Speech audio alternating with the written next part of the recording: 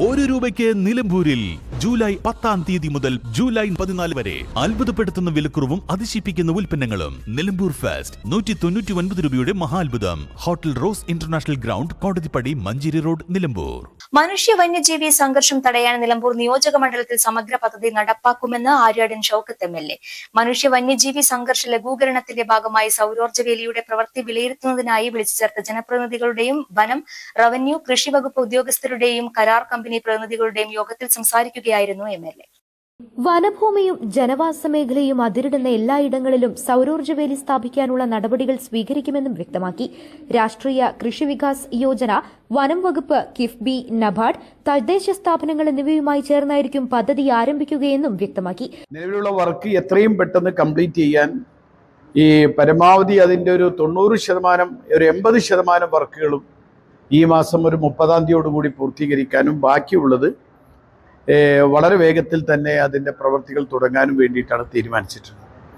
മാത്രമല്ല, ഇവിടെ പ്രധാനമായും നമ്മൾ തീരുമാനിച്ചത് മറ്റൊരു കാര്യം, നിലമ്പൂരിൽ ജനവാസ കേന്ദ്രങ്ങളും കൃഷിയിടങ്ങളുമായി ബന്ധപ്പെട്ട് കിടക്കുന്ന ഫോറസ്റ്റ് മേഖല അത് എത്ര കിലോമീറ്റർ ഉണ്ട്, ആ കിലോമീറ്ററുകളിൽ ആ ദൂരത്ത് എത്ര എണ്ണമാണ് RKVYയിൽ, അതേപോലെ നബാർഡിൻ്റെ സ്കീമിൽ, കിഫ്ബിയുടെ സ്കീമിൽ, മറ്റു സ്കീമുകളിലൊക്കെയായി എത്ര ഇപ്പം നിലവിൽ ചെയ്യുന്നുണ്ട്, അത് കഴിച്ചാൽ എത്രയുണ്ടാവും, അത് കണ്ടെത്തി അതിനുവേണ്ടി സമഗ്രമായ ഒരു പദ്ധതി തയ്യാറാക്കാം.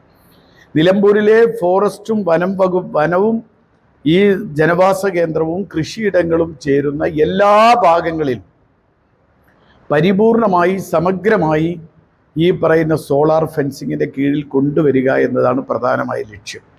അതിനുവേണ്ടിയുള്ള ഒരു തയ്യാറെടുപ്പാണ് ഇപ്പം ഇതുവരെ ചെയ്തത്. ഇനി ബാക്കി ചെയ്യാനുള്ളത് കണ്ടെത്തുകയും അതിനുള്ള പദ്ധതികൾ ആവിഷ്കരിക്കുകയുമാണ്. അല്ല, അത് നമുക്ക് എത്ര ഇനി ചെയ്യാനുണ്ട് എന്നുള്ള കണക്ക് കിട്ടിയാലല്ലേ പറയാൻ പറ്റുള്ളൂ. അപ്പോൾ ഇപ്പം ചെയ്തുകൊണ്ടിരിക്കുന്ന 27 കിലോമീറ്ററാണ്. അതേപോലെ തന്നെ കിഫ്ബിയുടെ ഒരു വർക്ക് ചെയ്തു വരുന്നുണ്ട്. ഇത് രണ്ടും കൂടി കഴിച്ചാൽ ഇനി എത്ര ഭാഗമുണ്ടെന്ന് നമ്മൾ പരിശോധിച്ച് ഫോറസ്റ്റ് ഡിപ്പാർട്ട്മെന്റിന് കൃത്യമായ കണക്ക് തരാമെന്ന് പറഞ്ഞിട്ടുണ്ട്. അതിൻ്റെയൊക്കെ ഭാഗമായിട്ടാണ് ഇവിടെ ഇപ്പം ബ്ലോക്ക് പഞ്ചായത്തിന്റെ പ്രതിനിധികൾ, ജില്ലാ പഞ്ചായത്ത് പ്രസിഡന്റുമാർ, ജില്ലാ പഞ്ചായത്ത് മെമ്പർമാർ എല്ലാവരും കൂടിയിട്ടാണ്.